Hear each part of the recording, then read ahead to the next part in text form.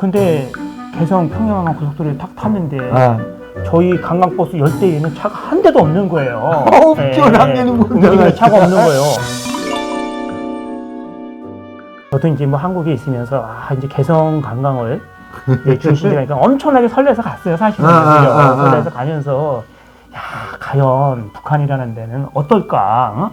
근데 이제 들어가면서 이렇게 보니까 거의 이제 북한 개성 시내에 들어가보니까 북한 주민들이 이동이 별로 없더라고요. 이동이 없고. 남수정 관광 온다 이렇게 다 나오지 말아라 했겠죠. 네, 아마 그랬던 것 뻔하죠. 같아요. 근데 이제 특이한 거는 그 개성 시내를 들어가면서 오른쪽에 뭐 그게 어떤 학교인지 모르겠는데, 그리고 꽤 언덕 위에 꽤 큰 학교인데 그 길을 갖고 뭐 올렸다 내렸다 하는 이런 거를 저기 학생들이요? 단체적으로 하고 있더라. 해서 그때 조금 물어볼 수도 없고 저건 뭐지? 기를요? 예, 기를요. 예. 기가 뭐예요? 그러니까 이게 그 어떤 깃발. 예, 깃발이요. 예. 깃발을 들고 뭐 내리고 올리고 단체적으로 이렇게 뭐 마스 게임이라 그러나요? 이거 수신호 배우는 거로구나. 그 깃발이 한쪽에는 빨간 거고 한쪽에는 하얀 거고 두 가지 아니에요? 색깔이? 컬러가? 칼라는 이제 생각이 안 나네. 하여튼 그 깃발 갖고 이제 훈련한 거. 수신호를 하거든요. 수신호를. 뭐 우리나라 이게 수신호가 있는지 몰라가는데 우리나라는 뉴스 같은 데는 아마 이거 수신호를 하는 게 이게 장애인들 뭐 이런 분들 해서 막 이러는 게 있지만 북한은 이제 군대에서 쓰는 이거 수기가 있어요. 뭐 이렇게 하면 이렇게 하면 이게 다 있거든요. 그거 훈련하는 걸 거예요. 일종의 아마. 군사훈련이네요. 그렇죠. 군사훈련이죠. 그때 그거. 이해가 안 됐어요. 근데 우리나라는 그거 없어도 되죠. 그거 뭐. 그다음에 이제 두 번째 이제 충격적인 게 개성 시내에 들어갔는데 차가 한 대도 없는 거예요. 당연히 좀 차가 있대. 차가 한 대도 없고 가끔 걸어가시는 부분, 아니면 자전거 타고 그렇죠. 가시는 분, 두 가지밖에 못 봤고. 근데 이제 그게 우리가 이제 뭐 TV나 이렇게 이제 북한에 나오는 거 보면 이제 TV에 나왔던 거하고 제가 실물로 봤을 때 똑같았어요. 그때 보면 이제 뭐 우리는 이발관이라는데 북한은 리발관. 그렇죠. 리발관인데 이제 이거를 페인트 글씨로 간판을 썼어요. 야. 근데 이제 그게 딱 제가 생각나는 게 그 대한민국에 보면 그 옛날에 이제 그 세트장들, 영화나 TV 드라마 세트장, 그 세트장에 온 그런 기분? 그런 느낌이었어요. 저게 그 북한 그 개성의 천지. 그럴 거예요. 아마 그럴 거예요. 그러면 그 개성공장 갔을 때 뭐 거기서 3일이면 4일 동안 뭐 4박 5일 뭐 이렇게 거기서 먹고 자고 이렇게 관광을 하는가요? 첫 번에는 이제 그게 개성 관광이 정착이 되면 1박 2일로 하려고 했었는데 이제 처음에 이제 3일째 되는 그날은 사실은 새벽에 들어갔다가 밤늦게 나오는 코스였어요. 예. 그 북한에서는 못 자고 못 자고요. 숙박시설이 없어서 못 잘 거예요. 그러면 첫날 코스가 어디로 가는 거예요? 첫날은 이제 개성을 지내서 개성 시내를 지내서 이제 그 개성 평양간 고속도로를 또 타고 박연폭포를 가는 게 첫 번째 관광 일정이었어요. 박연폭포. 네. 개성에서 자랑해 볼 게 아마 그거밖에 없을 거예요. 북한에서도 이제 그 박연폭포 아마 3대 폭포라고 그러거든요. 네. 저는 못 가봤어요. 저는 못 가봤는데 그 박연폭포 가보니까 어떻든가요? 그 이제 그 전에 앞서서 저는 이제 그 TV 뉴스나 이런 데서 개성 평양간 고속도로에 대해서 많이 들었기 때문에 저 고속도로가 어떨까. 근데 아마 제가 갔던 코스가 개성에서 박연폭포로 갈 적에 개성 평양간 고속도로를 제가 그때 듣기 기억으로는 19km 정도 됐던 거로 알고 있어요. 19km 고속도로 타고 가다가 이렇게 빠져 들어가는 거로구나. 근데 개성 평양간 고속도로에 탁 탔는데 저희 관광버스 10대에는 차가 한 대도 없는 거예요. 움직이는 차가 없는 거예요. 그래서 이건 또 뭐지? 그러니까 너무나 신선한 충격이죠. 제가 생각했던 거와. 근데 거기에다가 개성 평양간 고속도로를 타는데 버스가 제가 생각하기로는 시속 한 50에서 60km? 고속도로인데도. 예. 그래서 지금 보면 그 기억하기로는 시멘토 고속도로인데 이 시멘토 저기 도로가 좀 오래 가게 되면 약간씩 파이고 웅덩이도 생기고 곰보트 생길 거예요. 그래서 지금 우리나라의 그 농로 그렇죠. 시골에 맞아요. 그래서 평양 개성간 고속도로가 약간 농로라는 이런 생각을 좀 그렇죠. 가졌고요. 끼면 안 되죠. 끼면 안 돼. 그래도 그 평양 개성 그 고속도로가 이를테면 북한에서 제일 좋다는 고속도로고, 이를테면 그 1호 행사용이라 차가 그게 아마 함부로 못 들어갈 거예요. 차가. 근데 그 당시에는 물어볼 수도 없어서 그냥 마음속으로 저게 뭐지? 뭐 아니 이렇게. 그거 물어보겠죠. 그렇다고 이게 이제 저희가 교육을 받고 가지게 이제 뭐 체제나 뭐 공상 뭐 당에 대해서 비하하는 내용을 이야기를 하거나 이렇게 되면 구로할 수 있다라니까 북한 안내원 뭐 이제 지금 말씀하신 선생님 보이부라 그랬잖아요. 이야기를 못 물어본 거예요. 그런 거는 진짜 아니 속 깊은 내용을. 그거는 조금 그렇다면 아니 이거 뭐 선생님 야 너네 뭐 보이부만 보이고 야 너네 이거 고속도로 보니까 이거 되게 멋있다. 근데 이렇게 차가 하나도 없냐? 한번 좀 물어보겠죠. 그거는 정치적인 거 아니잖아요. 그래도 그 당시에는 좀 정직이 돼갖고. 야, 우리 대한민국 온다고 이거 도로를 다 비워놨냐? 이거 이런 안 해도 되는데. 지금 한번 그렇게 좀 여쭤보겠죠. 그런데 그 뭐 개성 그쪽에 지날찌개 보면 개성 중심부의 도로가 한 8차선 정도 됐던 것 같아요. 광장 목적인 거 보구나. 그래서 그 송악산 앞에 뭐 김일성 동상이 있다래고 그 보면 그 개성에도 남대문이 있더라고요.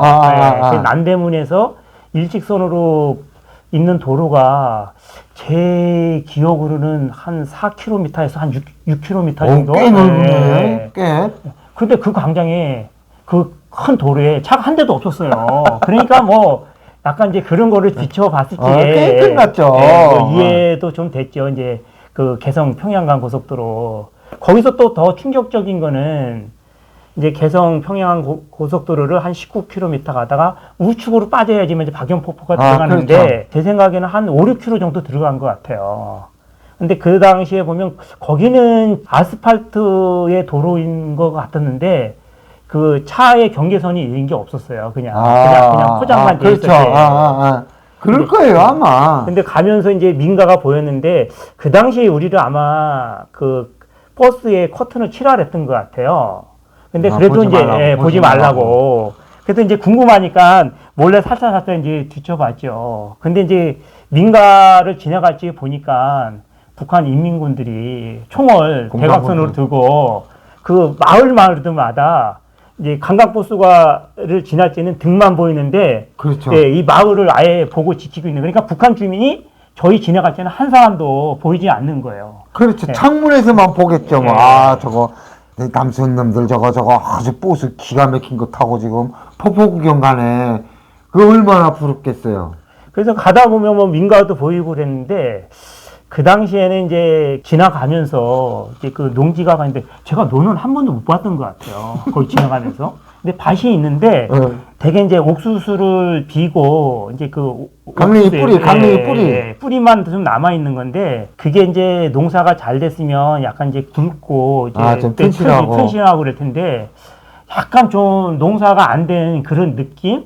아마 옥수수의 수확량도 많지 않았던 그런 느낌. 당연히 뭐 사람이 영실 걸리는데 그 옥수수라고 강영실이 안 걸리겠으니 그 자들도 다 영실 걸린 거예요 그거. 그렇게 하면서 이제 그 집들은 제가 보기에는 이제 한국의 새마을 운동 해갖고 이제 새로 졌을 적에 이제 블록으로 이렇게 짓고 했던 건데 그런 느낌이었고 주민은 하나도 못 봤지만 근데 연탄재 구멍탄 다 떼고 남은 이 연탄재는 좀 많이 쌓여있던 거 봤던 것 같아요. 그게 이제 그 12월 달에 갔다 이렇게 1월 1일 신년사 끝나면 그걸 또 다 논에다 TV라고 내야 돼요. 그래서 연탄재도 따로 봐요. 그것도 TV라고. 그렇게 하면서 이제 그 개성에 이제 그 박영폭포를 이제 다 다뤘는데 그때 12월 8일이었는데 거의 빙판길이었어요. 박영폭포 올라가는 길이. 그런데 뭐 한국 같으면 뭐 염화칼슘을 뿌리든지 어떻게 하고 이제 그게 사람이 이제 다닐 수 있게 해놨을 텐데 그때 이제 빙판 위에다가 아마 모래를 뿌려놨는데. 그렇죠. 모래 뿌리죠, 거기. 아, 그래서 이제 아무래도 관광객이 온다고 그랬으니까 준비를 많이 했을 텐데. 아니, 그게 이제 모래 뿌린 게 이제 최대한 준비를 한 것 같아요. 제가 지금 생각하면. 저는 이제 이 한국에서 이렇게 선생님, 이런 선생님 같은 이런 분들을 만나서 이렇게 말씀을 드려보면, 야, 참, 어떤 때는 답답하다고 해야 될까? 모든 거를 우리나라 시스템으로 북한을 가서 보니까, 야, 여기는 왜 염화칼슘이 없어? 왜 안 뿌려? 이러잖아요. 아니, 사람 먹을 소금도 없는데 귀에다 뿌릴 소금이 어디가 있냐고요. 그러니 이제 그게 조금 적이면은 주민들을 동원해서 눈을 눈가래로 치운다든가 빗자루로 쓸어내든가 이렇게 해야 되는데, 이럴 형편은 안 되고 이렇게 상이 모래나 뿌리는 게 닭상이죠. 탄재나 갖다 뿌리고 그거죠. 근데 제가 그때 심각하게 생각한 거는 저희 장모님이 그때 80 가까이 되셨을 거예요. 네네. 이제 노인네니까 넘어질 새롭죠. 새롭죠. 걱정이 너무 많으니까 이제 팔짱을 끼고 이제 이렇게 너무 이제 그러다 보니까 이제 그게 좀 약간 강렬하게 인상에 남아요. 장모님이 연세가 많으시고 북한은 염화칼슘이 없어요. 절대 없어요. 그거는. 아니, 사람 먹을 소금도 없는데 길에다 뿌릴 소금이 어디가 있냐고요. 말도 안 되죠. 그래서 이제 그때 가서 이제 거기 이제 내려서 가면서 이제 좌측에 이제 화장실이 있어서 이제 화장실에 들어갔는데. 나도 화장실 문화. 화장실 문화도 아마 이제 우리나라 같으면 다 이제 소변기에서 1인이 자변기 다 있고. 자변기 다 있고 이제 그럴 시절이었는데, 지금 이제 저희 이제 1960년도에는 저희도 그랬던 것 같아요. 수세식.